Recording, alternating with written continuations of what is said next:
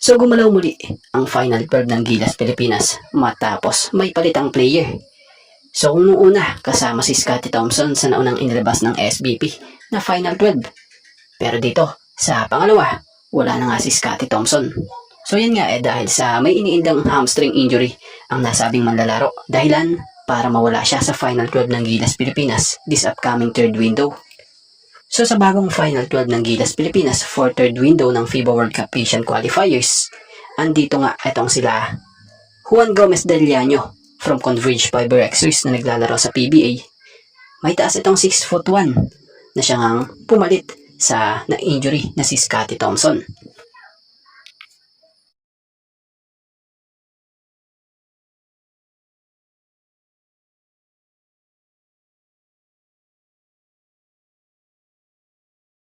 RJ Abarientos from Barangay Ginebra team na naglalaro sa PBA. May taas itong 5'11".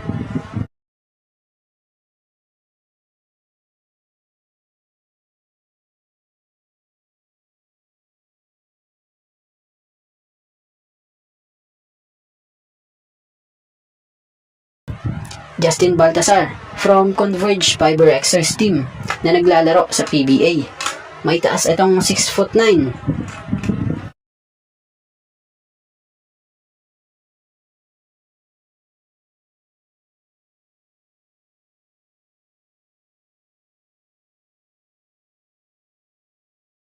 Justin Brownlee, ang kilalang resident import ng Barangay Ginebra na naglalaro sa PBA at kasalukuyang Gilas Pilipinas naturalize. May taas itong 6'6".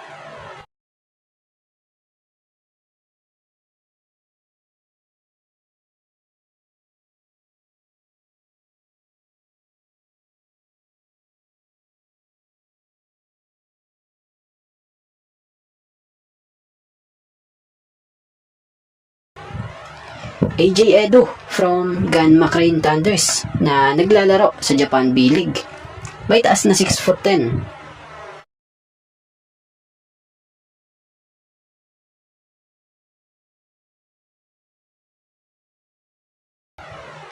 Junmar Fajardo from San Miguel Birmen na naglalaro sa PBA. May taas itong 6'10".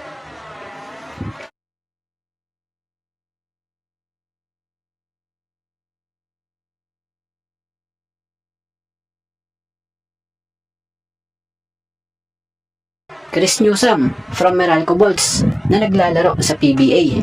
May taas na 6'2".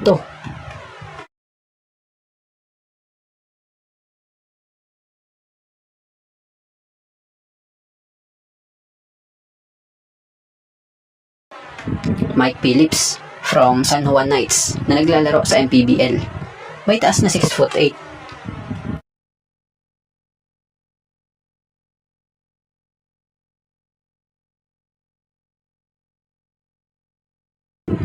Kevin Kiambao from Sono Sky Gunners na naglalaro sa Korean Basketball League. May taas na 6'4".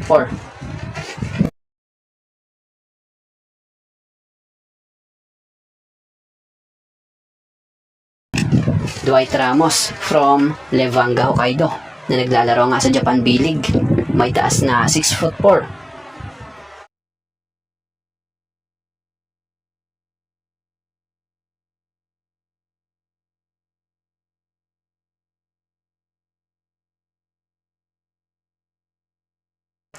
Troy Rosario from Barangay Ginebra na naglalaro sa PBA. May taas na 6'7".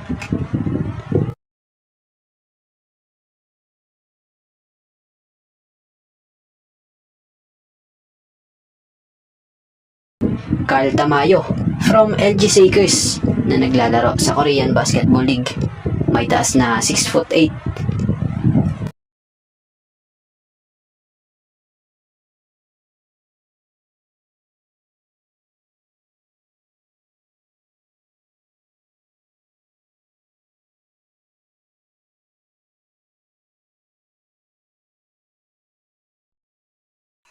So may import na ang Meralco Bolts sa Season 50 ng PBA Governors Cup. At ito nga si Jordan Varnado. So anong perma na nga po ng Meralco Bolts ito sa kanilang social media account? So itong ang import na ito ay naglaro dati para sa Bolts noong 2025 Basketball Champions League Asia at magsisilbing import na nila ngayon sa season ending conference ng PBA. Sa mga hindi nga po familiar sa player na ito, isa itong napakahusay at versatile na forward na kilala sa kanyang mataas na basketball IQ. Mahusay na outside shooting at kakayahang magdepensa ng iba't ibang position. Isa nga siyang walking bucket na may smooth na tira mula sa 3-point line at kayang gumawa ng puntos sa iba't ibang paraan. So sa mga hindi nga po nakakaalam bago ang kanyang stints sa Asia, naglaro siya sa mga competitive na liga sa Europe, kabilang ang Greece, Italy at Poland, kung saan nakapagtala nga siya ng solidong scoring at rebounding numbers sa FIBA Eurocup at Basketball Champions League. So kung tatanungin niyo naman kung paano ito at gaano katindi sa scoring, may kakayahan nga itong mag-create ng sarili niyang tira at mag-atake sa basket gamit ang kanyang athleticism at shiftiness. Siya ay consistent sa magandang field goal. Sa ngayon, malinaw na siya ay nagbabalik sa Meralco Bolts para maging import naman sa PBA Season 50 Governors Cup.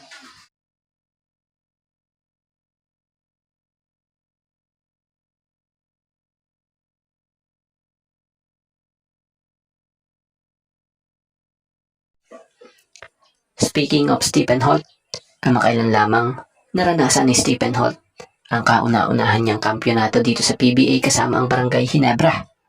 So after nga nito, biglang may pumutok naman na usapan na posibleng nga kayang i-trade ng Ginebra gaya sa post nitong inside of the PBA. Kung mapapansin nyo sa caption niya, breaking, Stephen Holt nagpaalam na sa Barangay Ginebra. So kung babasahin nyo, mapapansin sa source, andito si Sir Snow. Kaya pinuntahan natin yung page niya kung may ganitong nga bang usapin. Pagtingin nga natin, may ganitong post. So kung gusto nyo nga mabasa, check nyo na lang sa page nila.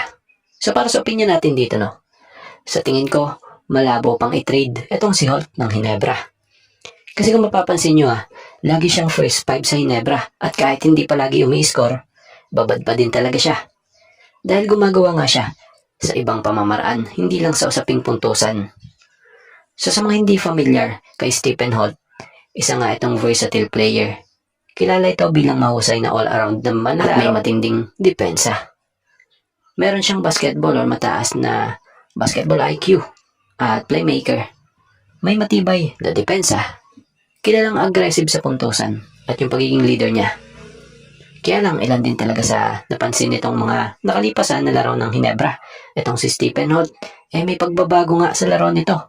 Kung saan naging pangunahing kainaan nga po nito, madalas napapansin sa laro ni Stephen Holt ay ang kanyang inconsistency sa pag-shoot or pag-score sa ilang mga laro. Kung mapapansin nyo, may mga ilang pagkakataon lalo na sa mga crucial na serye tulad sa Season 50 PBA Commissioner's Cup Finals kung saan nahirapan siyang makapasok sa rhythm. Siya nga ay kilalang rhythm shooter. Kaya lang kapag hindi pumasok ang kanyang mga unang tira, minsan nahihirapan na siyang makabawi. Bukod dyan, hindi kaya rin ang naging dahilan ng pagbabago ng laro ni Holt ay ang pagbabago ng role nito. Dahil noong siya ay nasa Terra Firma, siya ang pangunahing scorer. At noong siya ay na-trade sa Ginebra, ang kanyang role ay naging mas nakapokus na sa depensa at ball movement dahil sa triangle offense nitong si Coach Tim. Bukod pa doon, baka naman naka-apekto rin sa galaw niya ang napabalita noon nitong issue or karamdaman sa likod na nakapagpapabago ng kanyang galaw at naging dahilan para maka-apekto sa laro nito.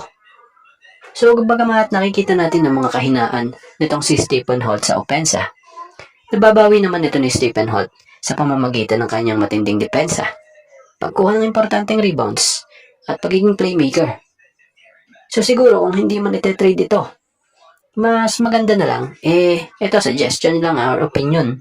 Kung halimbawang hindi gumagana ang laro ni Holt or alat sa laro si Holt, sana si Jan Abyss ang mabigyan ng chance ng minuto ni Holt dahil halos kayang sabayan ni Abyss yung laro ni Holt Kagandahan pa rito, bata pa nga itong si Abyss.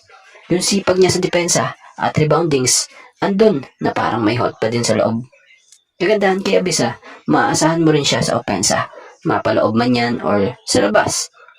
So yan lang naman opinion natin dito. Dahil sayang kung itetrade din si Holt, di ba?